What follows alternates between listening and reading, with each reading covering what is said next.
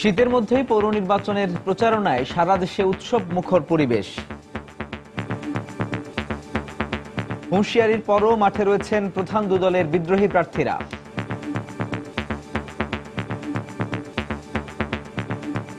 নির্বাচনে জয়লাভে অত্যন্ত আশাবাদী, যদি নির্বাচনটি সুষ্ঠু, অবাধ এবং নিরপেক্ষ হয়। বগুড়া পৌরবাসী ওইভাবে সাড়া দিবে, এই জন্য আমি জয়ের ব্যাপারে আশাবাদী।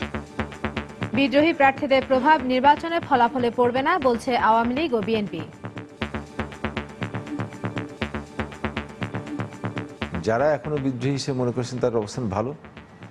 নির্বাচনের আগ মুহূর্তে এদের দেখা যাবে অনেকেরই অবস্থান কোনো খুঁজেই পাওয়া যাবে না। তবে এটা নিয়ে আমরা শঙ্কিত নই। ভোটাররা কিন্তু ভোট দিবে মার্কায়, ব্যক্তি এখানে মুখ্য হয়ে থাকবে না।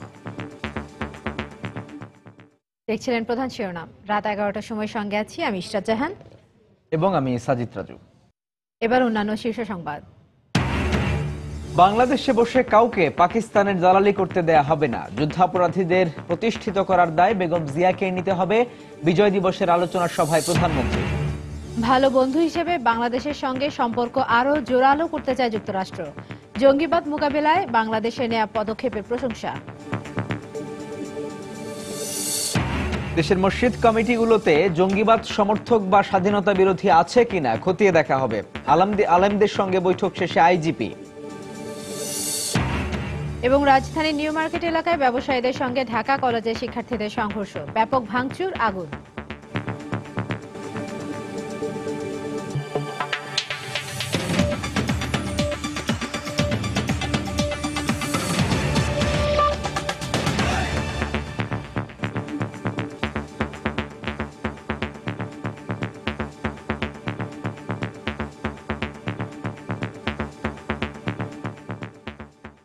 প্রধানমন্ত্রী শেখ হাসিনা বলেছেন, বাংলাদেশে বসে কাউকে পাকিস্তানের দালালি করতে দেয়া হবে না। মহান বিজয় দিবস উপলক্ষে আওয়ামী লীগ আয়োজিত আলোচনা সভায় শেখ হাসিনা আরো বলেন, বাংলাদেশে যুদ্ধ অপরাধীদের প্রতিষ্ঠিত করার দায় বেগম খালেদা জিয়াকে নিতে হবে এবং এজন্য তাকে বিচারের মুখোমুখি হতে হবে। এ সময় তিনি বলেন, পরাজিত শক্তির দালালদের অস্তিত্ব বাংলাদেশে থাকবে না। কৃষিবিদ ইনস্টিটিউশনে মহান বিজয় দিবস উপলক্ষে এই আলোচনা সভার আয়োজন করে আওয়ামী লীগ। প্রধান অতিথির বক্তব্যে দলীয় সভাপতি প্রধানমন্ত্রী শেখ হাসিনা কৃতজ্ঞতার সঙ্গে স্মরণ করেন জাতির জনক বঙ্গবন্ধু শেখ মুজিবুর রহমান এবং মুক্তিযুদ্ধে আত্মোৎসর্গকারী ৩০ লক্ষ বীর শহীদকে। একটা গেরিলা যুদ্ধের প্রস্তুতি নেবার প্রধানমন্ত্রী বলেন, বঙ্গবন্ধুকে হত্যার পর স্বাধীনতা বিরোধী শক্তিকে এদেশে প্রতিষ্ঠিত করেছে জিয়াউর রহমান। তিনি বলেন, বেগম খালেদা জিয়া এদের মন্ত্রী বানিয়ে দেশের মর্যাদা ক্ষুণ্ণ করেছেন। এর দায় দায়িত্ব তো খালেদা জিয়াকে একদিন নিতে হবে। যুদ্ধাপরাধীদের মদদ দেওয়া, তাদের সম্মান দেওয়া, এটা তো বাংলাদেশের মানুষের ভুলে গেলে চলবে না এবং এর বিচারও একদিন ইনশাআল্লাহ বাংলার মাটিতে হবে। শেখ হাসিনা বলেন, পাকিস্তানের দোসররা এখনো এদেশে আছে, তাদের নির্মূল করার ঘোষণাও দেন প্রধানমন্ত্রী। থাকে বাংলার মাটিতে আর স্বপ্ন দেখে ওই পাকিস্তানের, তাদের পেয়ারে পাকিস্তানের কথা তারা কখনো ভুলতেই পারে না। কাজে এই পেয়ারে পাকিস্তানের কথাটাও তাদের ভুলিয়ে ছাড়তে হবে। এটা বাংলাদেশ ওই পরাজিত শক্তির দালালি করলে চলবে না এবং পরাজিত শক্তির যারা দালাল তাদের অস্তিত্ব তাদের বাংলাদেশে থাকবে না। বিএনপি নেতাকর্মীদের মামলা মোকদ্দমা দিয়ে রাজনৈতিক হয়রানি করা হচ্ছে, এমন অভিযোগ নাকচ করে দেন শেখ হাসিনা। যারা মানুষকে পুড়িয়ে হত্যা করেছে, যারা হুকুমদাতা, যারা অর্থ প্রদান করেছে, সেই সমস্ত সকলেরই বিচার ইনশাআল্লাহ বাংলার মাটিতে হবে। এই মামলা করে চিল্লালে হবে না। মামলা হয়েছে মানুষ পোড়ানোর জন্য, মামলা হয়েছে মানুষ হত্যা করার জন্য, তাদের বিচার হবে না, এটা হতে পারে না। বিএনপিকে অবৈধভাবে ক্ষমতা দখলকারী দল হিসেবেও চিহ্নিত করেন প্রধানমন্ত্রী। আক্ষেপের সুরে বলেন, সামরিক জান্তার তৈরি দলের মুখে এখন শুনতে হয় গণতন্ত্রের কথা। গণতন্ত্রের সংজ্ঞাটা কি সেটুকু তারা জানে কিনা, বা গণতন্ত্রটা বানান করতে পারবে কিনা সেটাও আবার সন্দেহ আছে। শাহ আলী জয়, সময় সংবাদ, ঢাকা। বাংলাদেশকে ভালো বন্ধু হিসেবে বিবেচনা করে দেশের সঙ্গে সম্পর্ক আরো জোরালো করার উপর গুরুত্ব দিচ্ছেন যুক্তরাষ্ট্রের রাজনৈতিক নীতি নির্ধারণী পরামর্শকেরা। তাদের একজন কলম্বিয়া বিশ্ববিদ্যালয়ের আন্তর্জাতিক ও জনসংযোগ বিষয়ক সহকারী অধ্যাপক অস্টিন লং প্রশংসা করলেন জঙ্গিবাদ ও সন্ত্রাসবাদ মোকাবেলায় বাংলাদেশ সরকারের নেওয়া পদক্ষেপের। নিউ ইয়র্ক থেকে শিয়াবুদ্দিন কিসরুল পাঠানো তথ্য ও ছবি নিয়ে রিপোর্ট। যুক্তরাষ্ট্রের পররাষ্ট্র দপ্তরে অনুষ্ঠিত হয় countering violent extremism at home and abroad বিষয়ক সংবাদ সম্মেলন। এতে কথা বলেন আন্তর্জাতিক সন্ত্রাসবাদ মোকাবেলায় যুক্তরাষ্ট্র সরকারের নীতি ও কৌশল নিয়ে কাজ করা কলম্বিয়া বিশ্ববিদ্যালয়ের আন্তর্জাতিক বিষয়ক সহকারী অধ্যাপক অস্টিন লং। জঙ্গিবাদ ও সন্ত্রাসবাদের কৌশল ও চেহারা বদলাচ্ছে উল্লেখ করে এর বিরুদ্ধে বিশ্বকে ঐক্যবদ্ধ হওয়ার উপর গুরুত্ব আরোপ করেন তিনি। সংবাদ সম্মেলনে সময় সংবাদের এক প্রশ্নোত্তরে তিনি বলেন, বাংলাদেশ, ইন্দোনেশিয়া সহ দক্ষিণ পূর্ব এশিয়ার বিভিন্ন মুসলিম প্রধান দেশকে জঙ্গি গোষ্ঠী আইএস টার্গেট করতে পারে বলে তার আশঙ্কা। সন্ত্রাসবাদের বিরুদ্ধে বাংলাদেশ সরকারের গৃহীত বিভিন্ন পদক্ষেপের ভূয়সী প্রশংসা করেন এই মার্কিন থিঙ্ক ট্যাঙ্ক। বর্তমান বিশ্বের বাস্তবতায় পৃথিবীর যে কোনো অঞ্চলে সন্ত্রাসী কার্যক্রম ছড়িয়ে পড়তে পারে। তবে প্রশ্ন হলো সেই হুমকি কিভাবে মোকাবেলা করা হবে এবং কি কি পদক্ষেপ নেওয়া হবে। সেক্ষেত্রে দক্ষিণ পূর্ব এশিয়ার বিভিন্ন দেশের পাশাপাশি বাংলাদেশও যা করছে তা নিঃসন্দেহে প্রশংসার দাবি রাখে। প্যারিস হামলার পর নিউ ইয়র্কের অধিবাসীরা শঙ্কায় থাকলেও যুক্তরাষ্ট্রে কোনো সন্ত্রাসী কার্যক্রমের হুমকি নেই বলে মনে করেন অস্টিন লং। সময় সংবাদ, নিউ ইয়র্ক, যুক্তরাষ্ট্র। ইসলামের সঙ্গে কোনো ধরনের সন্ত্রাসের সম্পর্ক নেই এমন ঘোষণা দিয়ে দেশের 1 লাখ আলেম ওলামার স্বাক্ষরযুক্ত ফতোয়া জারির উদ্যোগ নেওয়া হয়েছে। পুলিশ সদর দপ্তরে আলেম ও পুলিশের ঊর্ধ্বতন কর্মকর্তাদের এক মতবিনিময় সভায় এই উদ্যোগ নেওয়া হয়। পাশাপাশি বৈঠকের সভাপতি পুলিশ মহাপরিদর্শক জানিয়েছেন, দেশের মসজিদ কমিটিগুলোতে জঙ্গিবাদ সমর্থক বা স্বাধীনতা বিরোধী আছে কিনা খতিয়ে দেখা হবে। প্যারিস থেকে হুসনি দালান জিহাদের নামে দুনিয়া জোড়া জঙ্গি উন্মাদনার প্রধান শিকার সাধারণ মানুষ। কুরআন ও হাদিসের বিভিন্ন বাণীর অপব্যাখ্যা করে এসব অপকর্মের ন্যায্যতা প্রতিষ্ঠার চেষ্টা করে উগ্রবাদীরা।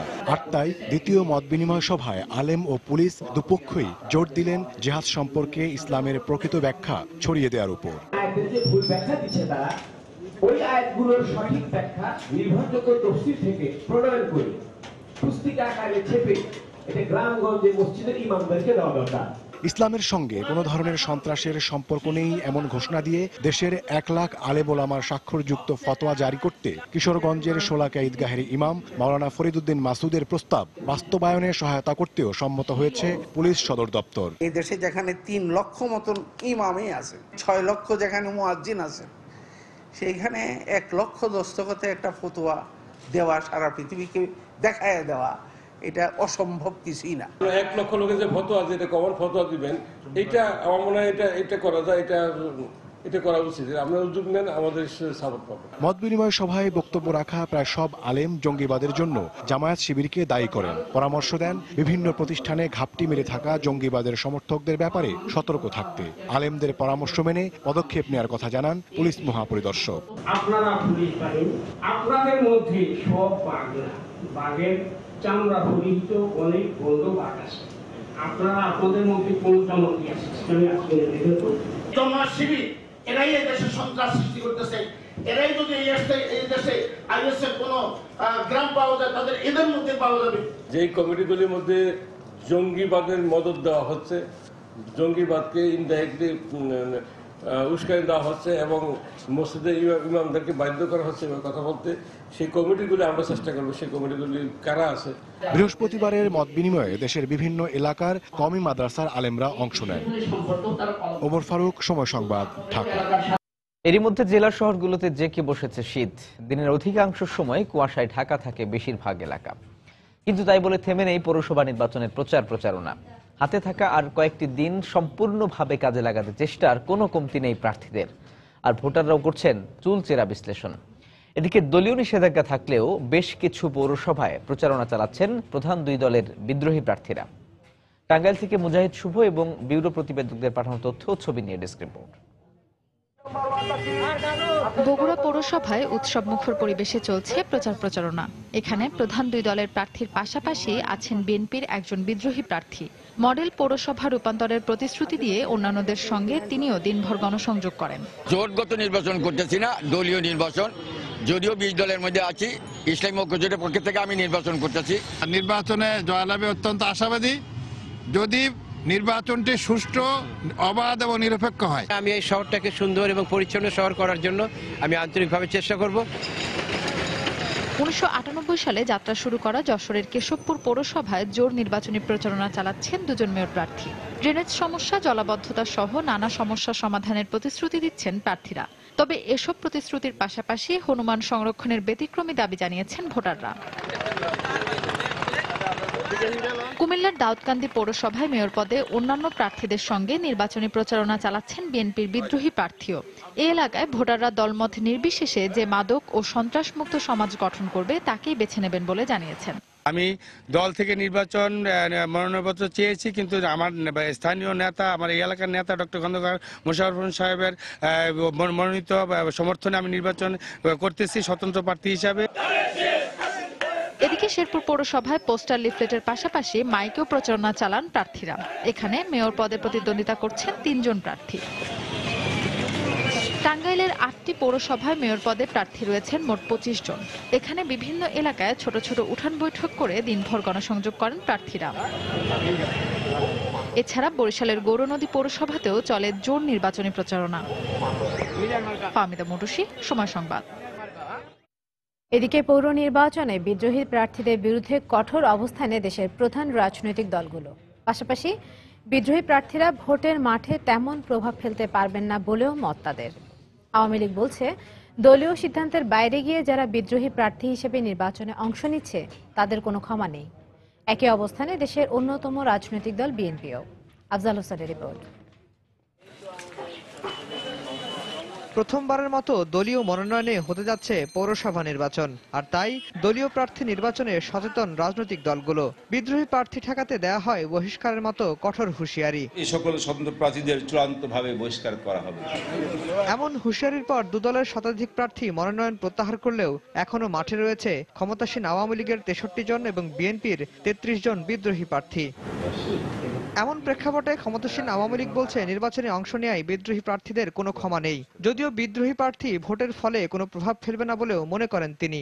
দলের নির্দেশ যারা মায় নাই তাদেরকে সাময়িকভাবে বহিষ্কার করা হয়েছে। আগামী কার্যকরী কমিটি মিটিংয়ে এদের বিরুদ্ধে চূড়ান্ত বহিষ্কার করার কার্যকরী করা হবে। 50-60 জন যদি আওয়ামী লীগ থেকে তাদেরকে যদি বহিষ্কার করে দেওয়া হয়, এটা আওয়ামী লীগের মতো সংগঠনের খুব বড় কিছু ক্ষতি হওয়ার কোনো সুযোগ নেই। এদিকে বিদ্রোহী প্রার্থীদের নিয়ে একই অবস্থানে বিএনপিও। তারা বলছে, দলীয় সিদ্ধান্তের বাইরে গিয়ে যারা নির্বাচন করছেন গঠনতন্ত্র অনুযায়ী তাদের বিরুদ্ধে ব্যবস্থা নেওয়া হবে। যারা বিদ্রোহী প্রার্থী আছেন তারা আমি বিশ্বাস করি শেষ পর্যন্ত তাদের যার যার, যেমন ধানের শীষে যে প্রার্থী আছেন তাদের সমর্থনই তারা একটা মৌন সমর্থন দিয়ে যাবে। যদি না করেন তাহলে ধরে নিতে হবে তারা বিএনপির দলের প্রতি তাদের আদর্শের প্রতি তাদের আনুগত্য নাই, নেত্রীর প্রতি তাদের আনুগত্য নাই। অবশ্যই সে ব্যাপারে দল যথাযথ ব্যবস্থা গ্রহণ করবে আমাদের গঠনতন্ত্র অনুযায়ী।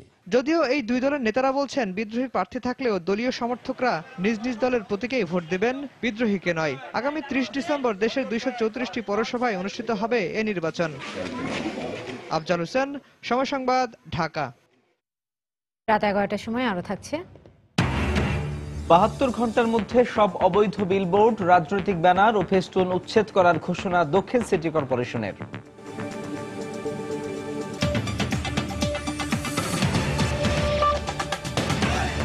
তাই তো সবাই বলে শিল্পাল্লার দিন শেষ, মেগা ডিজিটাল স্কেলে বাংলাদেশ। 2018 সালের মধ্যেই সব যুদ্ধাপরাধীর বিচার শেষ হবে বলে আশা প্রকাশ করেছেন অর্থমন্ত্রী আবুল মাল আব্দুল মুহিত। বিকেলে বাংলাদেশ প্রেস ইনস্টিটিউট মিলনায়তনে এক অনুষ্ঠানে তিনি কথা বলেন। দেশ দ্রুত গতিতে সমৃদ্ধির দিকে এগিয়ে যাচ্ছে মন্তব্য করে অর্থমন্ত্রী আরো জানান, আগামী অর্থ বছর বাংলাদেশের বাজেট হবে 3,40,000 কোটি টাকা। এই দেশে যুদ্ধাপরাধীদের বিচার হচ্ছে, হবে, চলতে থাকবে। আমি আশা করি হয়তো 2018 সালে এই সব শেষ হবে। আমরা প্রায় 21 বছর ট্র্যাপের মধ্যে ছিলাম। এখন যখন পৃথিবীতে গ্রোথ হয় 3%, 2%, তখন আমাদের গ্রোথ হয় 6.3%, 6.7%। আমরা যখন প্রথম আসলাম তখন যে বাজেটটি ছিল সেটার আয়তন ছিল 90,000 কোটি। এখন যে বাজেটটি আপনাদের সামনে আসছে আগামী বছরে, এবছরই 3,00,000 আগামী বছর হবে 3,40,000 কোটি। পাকিস্তানে অবস্থানরত 195 যুদ্ধ অপরাধীর বিচারের বিষয় নিশ্চিত করতে পররাষ্ট্র মন্ত্রণালয়ের মাধ্যমে সরকার শিগগিরই কাজ শুরু করবে বলে জানিয়েছেন স্বরাষ্ট্রমন্ত্রী আসাদুজ্জামান খান কামাল। সকালে আশুলিয়ায় এক অনুষ্ঠানে তিনি এসব কথা বলেন। আমরা যুদ্ধ অপরাধীদের বিচার শুরু করেছি। আমাদের কাছে যারা ছিল তাদের বিচারের মুখোমুখি হয়েছে, আপনারা দেখতে পাচ্ছেন, এবং তাদের রায় অনুযায়ী তাদের বিচার কার্য সুসম্পন্ন হচ্ছে। পাকিস্তানে যারা আটকে রয়েছে আমরা সবসময় তাদেরকেও আনার জন্য পাকিস্তান সরকারকে বলবো। এটা একটা সময়ের ব্যাপার রয়েছে। আমরা সেই বিষয়ে পররাষ্ট্র মন্ত্রণালয় নীতি নির্ধারণটা পররাষ্ট্র মন্ত্রণালয় করছেন। সন্ত্রাস ও জঙ্গিবাদের থাবা থেকে দেশকে রক্ষায় জাতীয় ঐক্যের আহ্বান জানিয়েছেন বিএনপির ভারপ্রাপ্ত মহাসচিব মির্জা ফখরুল ইসলাম আলমগীর। তিনি বলেন, এই বিষয়টিকে হালকাভাবে দেখলে অদূর ভবিষ্যতে জাতিকে সিরিয়া লিবিয়ার মতো পরিণতি বরণ করতে হতে পারে। ঢাকা সাংবাদিক ইউনিয়ন ডিইউজের একাংশের দ্বিবার্ষিক সাধারণ সভায় প্রধান অতিথির বক্তব্যে তিনি একথা বলেন। দেশে আইএসের উপস্থিতি নিয়ে সরকার পরস্পর বিরোধী আচরণ করছে বলেও মন্তব্য করেন মির্জা ফখরুল। বাংলাদেশে বলা হচ্ছে বারবার করে যেখানে ইসলামিক স্টেট কাজ করছে, সরকার অস্বীকার করেছে নেই, কিন্তু মজার ব্যাপার হচ্ছে কোর্টে আবার 4 জনের বিচার চলছে আইএস হিসাবে। এই সমস্যাটাকে হালকা করে দেখবেন না। এই সমস্যা এইভাবে ঘটনা করতে করতে কিন্তু আজকে সিরাক, ইরাক, আফগানিস্তান আজকে সবকিছু হারিয়ে বসেছে। সেই সন্ত্রাসের জন্ম যেন এখানে না হয়, তার জন্য আমাদের সকলকে ঐক্যবদ্ধ থাকা উচিত। আমরা বারবার এই ব্যাপারে জাতীয় ঐক্যের কথা বলেছি, আমাদেরকে বিদ্রূপ করা হয়েছে। আগামী 72 ঘন্টার মধ্যে ঢাকা দক্ষিণ সিটি কর্পোরেশনের সব এলাকা থেকে অবৈধ বিলবোর্ড, রাজনৈতিক ব্যানার ও ফেস্টুন উচ্ছেদ করার ঘোষণা দিয়েছেন মেয়র সাইদ খোকন। সকালে উচ্ছেদ অভিযান পরিচালনা শেষে তিনি সাংবাদিকদের একথা জানান। সদরঘাট এলাকার সুরিটোলা থেকে এই উচ্ছেদ অভিযান শুরু হয়। এতে সাইদ খোকন সহ সিটি কর্পোরেশনের অন্য কর্মকর্তারা অংশ নেন। এ সময় সাংবাদিকদের সঙ্গে আলাপকালে ঢাকা দক্ষিণের মেয়র জানান, রাজনৈতিক ব্যানার ও ফেস্টুন সরিয়ে নিতে বাধা দেয়া হলে আইনানুগ ব্যবস্থা নেওয়া হবে। রাজনৈতিক দলের যে নেতাকর্মীরা ব্যানার, বিলবোর্ড লাগাচ্ছেন তাদের বিরুদ্ধে সাংগঠনিক ব্যবস্থা নিতে তিনি রাজনৈতিক দলগুলোর প্রতি আহ্বান জানান। আগামী 72 ঘন্টার মধ্যে ঢাকা দক্ষিণ সিটি কর্পোরেশন এলাকায় সমস্ত রাজনৈতিক দৃষ্টিকটু ব্যানার, ফেস্টুন সহ অন্যান্য যে সমস্ত জিনিস রয়েছে সেগুলো সরিয়ে ফেলার ব্যবস্থা আমরা নিচ্ছি। সরকারি কর্মকর্তা কর্মচারীদের কাজে যদি কেউ বাধা সৃষ্টি করে তার বিরুদ্ধে আইন অনুযায়ী ব্যবস্থা নেওয়া হবে। রাত 11টার সময় আরো থাকছে। সাফের আগে প্রস্তুতি ম্যাচে নেপালকে 1-0 গোলে হারালো বাংলাদেশ। লাল সবুজদের হয়ে ম্যাচের একমাত্র গোলদাতা শাখাওয়াত রনি।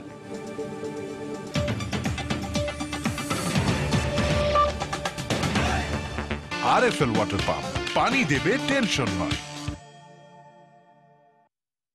শিল্প কারখানায় পুরাতন যন্ত্রপাতি আর বাসাবাড়িতে বেশি বিদ্যুৎ খরচ হয় এমন পণ্য ব্যবহারের কারণে প্রতিনিয়তই বিদ্যুৎ অপচয় হচ্ছে, বাড়ছে জ্বালানি সংকট। বিশ্লেষকরা বলছেন, দেশে বর্তমানে যে হারে বিদ্যুৎ ব্যবহার হচ্ছে সেভাবে চলতে থাকলে অদূর ভবিষ্যতে এ খাতে পুরোপুরি পরনির্ভরশীল হয়ে যেতে পারে দেশ। আর তাই ভবিষ্যৎ জ্বালানি নিরাপত্তা নিশ্চিত করতে জ্বালানি সাশ্রয়ী যন্ত্রপাতি ব্যবহার এখন সময়ের দাবি বলে মনে করেন তারা। বিস্তারিত জুনায়েদ আল হাবিবের রিপোর্টে। দিন দিন বাড়ছে শিল্প কারখানা আর বসতবাড়ি, এর সঙ্গে পাল্লা দিয়ে বাড়ছে জ্বালানি চাহিদা। কিন্তু দেশে বর্তমান শিল্প কারখানাগুলোতে পুরাতন আর অদক্ষ যন্ত্রপাতির ব্যবহারের ফলে যে হারে জ্বালানি অপচয় হচ্ছে সেভাবে চলতে থাকলে ভবিষ্যতে এ খাতে চরম সংকট দেখা দিতে পারে বলে মনে করছেন বিশ্লেষকরা।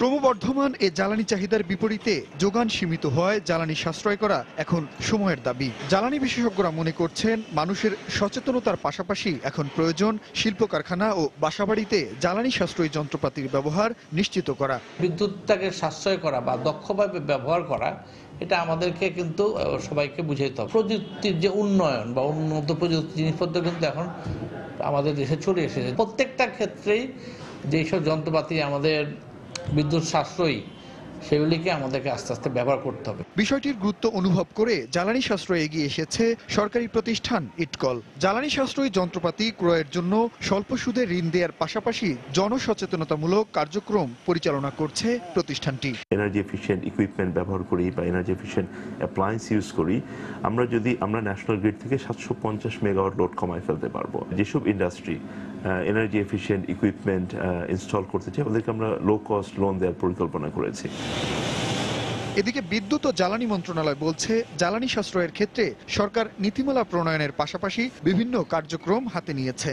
এনার্জি এফিসিয়েন্সি নিয়ে আমাদের দেশে যেহেতু এর আগে কোনো কাজ হয় নাই, তো আমরা সেটা থেকে 3টা পর্যায়ে এর উপরে কাজ করি। প্রয়োজনীয় যে আইন কানুন বিধিবিধান সেগুলি প্রণয়ন করা, অ্যাওয়ারনেস রেজিং প্রোগ্রাম চালু করা, এই এনার্জি এফিশিয়েন্ট যে সমস্ত টেকনোলজিগুলি আছে সেইগুলি যাতে অ্যাফোর্ডেবল প্রাইসে ক্রেতার কাছে পৌঁছে দেওয়া যায় তার জন্য কাজ করে। সংশ্লিষ্টরা বলছেন, ভবিষ্যৎ প্রজন্মের জন্য জ্বালানি নিরাপত্তা নিশ্চিত করতে এখনো সময় আছে জ্বালানি ব্যবহারে সতর্ক হওয়ার।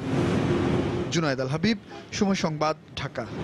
শাড়ি কেনাকে কেন্দ্র করে ঢাকা কলেজের শিক্ষার্থীদের সঙ্গে ধানমন্ডি হকার্স মার্কেটের ব্যবসায়ীদের ব্যাপক সংঘর্ষ হয়েছে। বিকেলে রাজধানীর নিউ মার্কেট এলাকায় এই ঘটনা ঘটে। সংঘর্ষে উভয় পক্ষের অন্তত 15 জন আহত হয়েছে বলে জানিয়েছে পুলিশ। পুলিশ জানায়, বৃহস্পতিবার বিকেল 3:45টার দিকে দুপক্ষের মধ্যে ধাওয়া পাল্টা ধাওয়া শুরু হয়। এ সময় বেশ কয়েকটি দোকানপাট ভাঙচুর করা হয়, বন্ধ হয়ে যায় রাস্তার যান চলাচল। এক পর্যায়ে নূরজাহান মার্কেটের সামনে রাখা কয়েকটি মোটরসাইকেলে অগ্নিসংযোগ করে বিক্ষুব্ধরা। পরে কাঁদানে গ্যাস ও সাউন্ড গ্রেনেড ছুড়ে পরিস্থিতি নিয়ন্ত্রণে আনে তারা। হকার্স মার্কেটের হকাররা বিশেষ করে ব্যাপক সংখ্যক আকারে ওরা ইট লাঠি বা এগুলো নিয়ে রাস্তায় এসছে। তার কাউন্টার দেওয়ার জন্য ঢাকা কলেজের ছাত্ররাও বিভিন্ন লাঠি সুটা নিয়ে ওরাও রাস্তায় এসছে। আমরা কয়েক রাউন্ড সাউন্ড গ্রেনেড, কয়েক রাউন্ড টিয়ার গ্যাস, কয়েক রাউন্ড আমরা ওদের সাথে ফায়ার করি। ব্যবসায়ীদের দাবি, বিকেলে হকার্স মার্কেটের একটি দোকানে শাড়ি কিনতে আসেন ঢাকা কলেজের সাবেক এক শিক্ষার্থী। এ সময় দাম নিয়ে বাকবিতণ্ডা হলে কলেজের শিক্ষার্থীরা মার্কেটে হামলা চালায়। শাড়ি না দেওয়াতে ওনারা চলে গেছে, যাইয়া কয়েক তো দেখাইতেছি, একটু পরে আইসা এরা অস্ত্র লয়ে আইসা অতর্কিত হামলা। 30 থেকে 40টা দোকান ভাঙচুর হয়েছে মার্কেটের ভিতরে এবং মার্কেটের বাইরে যে দোকানগুলো আছে, ফুটপাতের দোকানগুলো, এগুলোর ভিতরে আগুন ধরায় দেওয়া হয়েছে।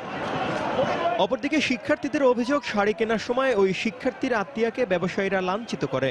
এ খবর ক্যাম্পাসে ছড়িয়ে পড়লে শিক্ষার্থীদের মাঝে উত্তেজনা ছড়িয়ে পড়ে। ভাবি গেছে শপিং করতে যাওয়ার পরে অথবা জিনিস মনে করেন যে পছন্দ বা আগে কি চেঞ্জ করার একটা ছিল, যার সাথে কথা বলতে তার দোকানেরই আর একজন ব্যাড কমেন্টস করছে। সংঘর্ষে এক নারী পথচারী সহ উভয় পক্ষের অন্তত 15 জন আহত হয়েছে বলে জানিয়েছে পুলিশ। তানিন মেহেদি, সময় সংবাদ, ঢাকা। রাজধানীর ধানমন্ডিতে পুলিশের রিকুইজিশন করা বাসের ধাক্কায় গুরুতর আহত হয়েছেন এক নারী। স্বজনরা জানান, দুপুরে পারভিন সুলতানা নামের ওই নারী রিকশা করে আসাদ গেট থেকে ধানমন্ডির দিকে যাচ্ছিলেন। এ সময় একই দিক থেকে আসা পুলিশ সদস্যদের বহনকারী একটি বাস রিকশার পেছনে ধাক্কা দিলে গুরুতর আঘাত পান তিনি। ধানমন্ডি থানার এসআই খায়রুল ইসলাম তাকে উদ্ধার করে দ্রুত আনোয়ার খান মেডিকেলে ভর্তি করান। আহতের অবস্থা শঙ্কামুক্ত বলে জানিয়েছেন চিকিৎসক। পুলিশ জানিয়েছে, ঘটনার পর থেকে বাসের চালক পলাতক রয়েছে। দুপুরবেলা যাচ্ছিল রিক্সা দিয়ে, তো তখন বাস ধাক্কা দেয়। বাস থেকে পড়ে যাওয়ার পরে মার কান পুরাটা এখানে বাম দিকে পুরা কেটে গেছে, আর শোল্ডারের যে জয়েন্টটা ওইটা ডিসপ্লেস হয়ে যায়, আর এখানে একটা হাড্ডি ভেঙে গেছে। ওটা এখন এক্স্যাক্টলি ডক্টররা বলতে পারছে না। তা এখন মাথায় ব্রেনে কিছু হয়েছে নাকি ওটা পরে টেস্ট করলে আমরা জানতে পারবো। আর বাসটি আটক করা হয়েছে। বাসের যে চালক পলাতক আছে, বাস আমরা থানা হেফাজতে রেখেছি। আমরা তদন্ত করে ব্যবস্থা নিব। পুলিশের রিকুইজিশন করাকারী রিকুইজিশন যাই হোক,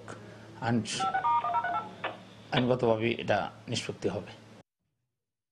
রংপুরের পীরগাছায় যমুনা ব্যাংকের 100তম শাখার উদ্বোধন করা হয়েছে। রংপুর 4 আসনের সাবেক সংসদ সদস্য ও বিশিষ্ট শিল্পপতি আলহাজ করিম উদ্দিন ভরসা ফিতা কেটে শাখাটি আনুষ্ঠানিকভাবে উদ্বোধন করেন। পীরগাছা উপজেলা মিলনায়তনে দুপুরে আয়োজিত উদ্বোধনী অনুষ্ঠানে ব্যাংকের চেয়ারম্যান আলহাজ সিরাজুল ইসলামের সভাপতিত্বে যমুনা ব্যাংক ফাউন্ডেশনের চেয়ারম্যান সহ ঊর্ধ্বতন কর্মকর্তাগণ বক্তব্য রাখেন।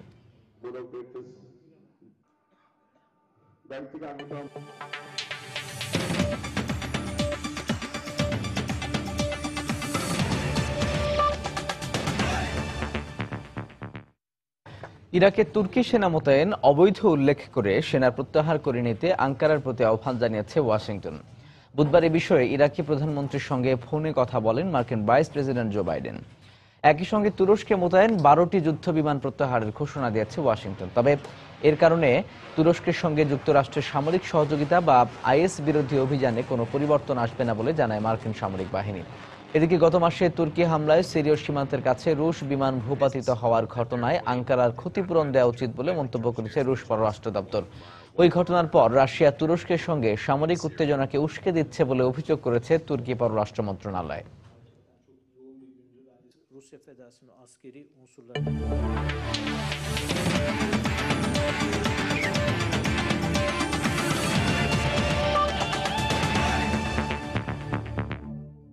বাংলাদেশ ও নেপালের ফুটবল ম্যাচের খবর।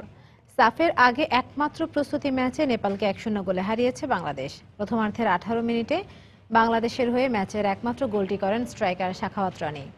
বঙ্গবন্ধু জাতীয় স্টেডিয়ামে ম্যাচের শুরু থেকেই নেপালকে চেপে ধরে বাংলাদেশ। ইনজুরির কারণে জামাল ভুঁইয়া, এমিলি ও গোলরক্ষক হিমেলকে ছাড়াই এদিন মাঠে নামে মারফুল হকের শিষ্যরা। নেপালের রক্ষণ দুর্গকে ব্যস্ত রেখে প্রথমার্ধে সাফল্যে দেখা পায় মামুনুলরা। ম্যাচের 18 মিনিটে ইয়ামির মুন্নার পাসকে কাজে লাগিয়ে স্বাগতিক সমর্থকদের উল্লাসে মাতান ফরওয়ার্ড সাখাওয়াত রনি। এরপর প্রথমার্ধের বাকি সময়টা নেপালের সীমানায় আক্রমণে গেলেও গোল আদায় করতে পারেনি বাংলাদেশ। ম্যাচের 54 মিনিটে মামুনুলের সেট পিস থেকে বল পেয়ে মিশু গোল করলেও অফসাইডের কারণে সেটি বাতিল হয়ে যায়। এরপর অবশ্য নেপালও গোল পরিশোধে মরিয়া হয়ে বাংলাদেশের সীমানায় বেশ কয়েকটি আক্রমণ চালায়। 75 মিনিটে নেপালের ফরওয়ার্ড রোহিতের দুর্দান্ত একটি শট পোস্টে লেগে ফিরে এলে গোল বঞ্চিত হয় অতিথিরা। শেষ পর্যন্ত ম্যাচে আর কোনো গোল না হয় একমাত্র গোলের জয় নিয়েই মাঠ ছাড়ে বাংলাদেশ। রাত 11টার সময় এ পর্যায়ে শীর্ষ সংবাদ জানিয়ে দিচ্ছি আরেকবার। শীতের মধ্যেই পৌর নির্বাচনের প্রচারণায় সারা দেশে উৎসব মুখর পরিবেশ। বিদ্রোহী প্রার্থীদের প্রভাব ফলাফলে পড়বে না বলছে আওয়ামী লীগ ও বিএনপি। বাংলাদেশে বসে কাউকে পাকিস্তানের দালালি করতে দেয়া হবে না। যুদ্ধ অপরাধীদের প্রতিষ্ঠিত করার দায় বেগম জিয়াকেই নিতে হবে। বিজয় দিবসের আলোচনা সভায় প্রধানমন্ত্রী। ভালো বন্ধু হিসেবে বাংলাদেশের সঙ্গে সম্পর্ক আরো জোরালো করতে চায় যুক্তরাষ্ট্র। জঙ্গিবাদ মোকাবেলায় বাংলাদেশের নেয়া পদক্ষেপের প্রশংসা। দেশের মসজিদ কমিটিগুলোতে জঙ্গিবাদ সমর্থক বা স্বাধীনতা বিরোধী আছে কিনা খতিয়ে দেখা হবে। আলেমদের সঙ্গে বৈঠক শেষে আইজিপি। এবং রাজধানীর নিউ মার্কেট এলাকায় ব্যবসায়ীদের সঙ্গে ঢাকা কলেজের শিক্ষার্থীদের সংঘর্ষ, ব্যাপক ভাঙচুর, আগুন।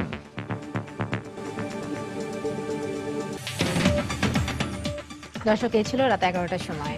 যে কোনো খবর পেতে ভিজিট করুন সময়নিউজ.tv। সঙ্গে থাকুন সময়।